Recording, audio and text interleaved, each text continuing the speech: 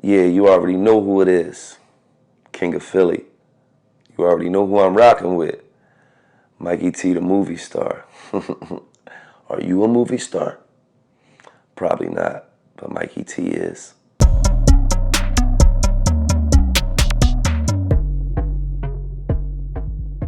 The battle, Gil. I wanted to ask you about the battle with Cassidy. Yeah, I seen it. I thought Cassidy lost. Oh, you seen the battle? Yeah, I seen it. He came out strong in that first round. I thought he lost though. I thought Goodz. It wasn't necessarily lyrics. Cassidy was saying some good things, but it was just all one level to me. You got to take it up. You got to bring it down. You got to take people on that roller coaster. And he didn't do it. So, we don't do no, crying about it. He'll bounce back like Spalding in the playoffs, Michael Jordan lost before. Kobe Bryant lost before. LeBron James lost before. Wilt Chamberlain lost before. So, sometimes you take a L. Judging the battle, do you think Cassidy is a bit caught up in his past? I don't know. Why you say that? It just seems like he thinks that he could come and do all the things he used to do in battles from years ago. I don't know if he caught up in his past. I just think he came across a dude who was really polished for today's rap battle. You know what I'm saying? Yeah, because after Cassidy's first round, I'm thinking to myself, wow, how is Goodz going to come back from this? How is he going to counteract this? And he topped Cassidy's best round, in my opinion. So that would say it was 3-0 to me, because we get to the second round and the crowd starts to boo Cassidy. So, it is what it is. And you can't, and as Cassidy as a man can't take it personal because they just was cheering you in the first round. But Cassidy said he crossed over, but he played his role in Philly. Being from Philly, do you agree with that? What you mean he crossed over, but he played his role? He said in the battle, he said that he crossed over, meaning he sold some records, but in the long run, he says he played his role in Philly. Oh, I guess he did. He's from Philly. What role was that Cassidy played? Because where do you rank him? He says he's the greatest rapper. Is he even the greatest rapper in Philly to you? I don't know. Well, nah, I don't.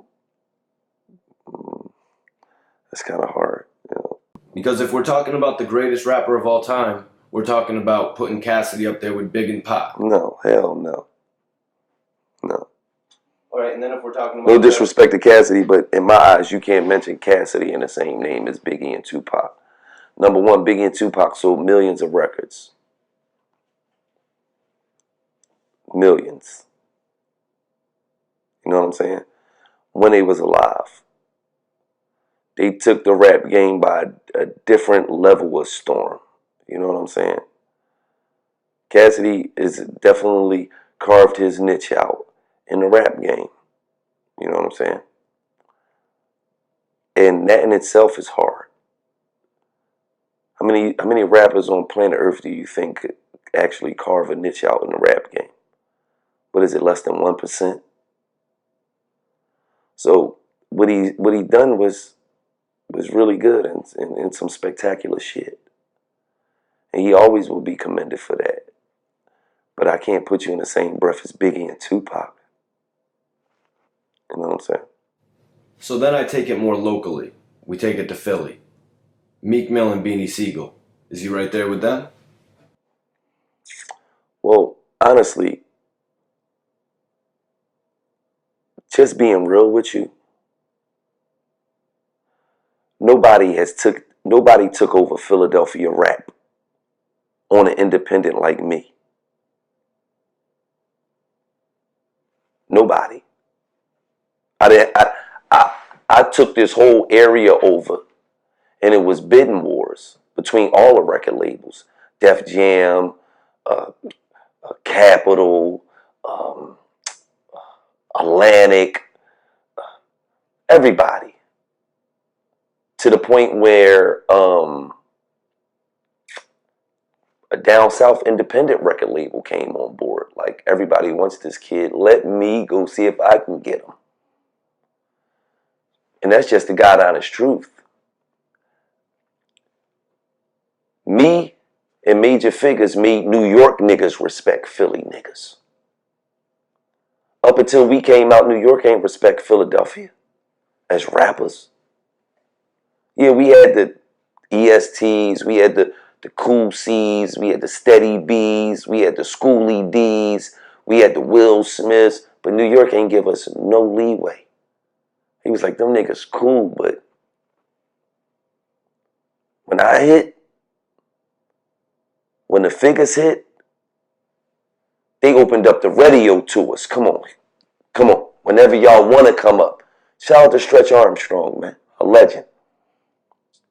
So, and I tell you this story because Cosmic Kev, who's been a DJ way before I came around and still is the #1 DJ in Philadelphia area, he brought that to my attention. And he tell me stories about rap all the way back to the early 80s. New York never respected us until you hit the scene. Feel me? And then the next person to get traction like that was Meek Mills. Where I'm talking about, you're not signed to no major deal. And when you go outside, everybody want pictures. Women want their titties signed. I'm never gonna watch this titty ever again. Oh my God, I can't believe I might sign this titty right here. I was doing that as an independent artist. Meek Mills was doing that as an independent artist. No disrespect to nobody else. But Beans was kind of walked into Jay-Z. He rapped for Jay-Z. It was on from there. Cassidy was walked into Swizz Beatz. He rapped for Swizz Beatz. It was on from there. I came from the streets. I put a CD out. Sold 30,000 CDs independent from the streets, out the trunk and out the record stores. The record labels ain't had no choice but to come for me. Feel what I'm saying? And then the next person to do that after me, after Major Figures, was Meek Mills.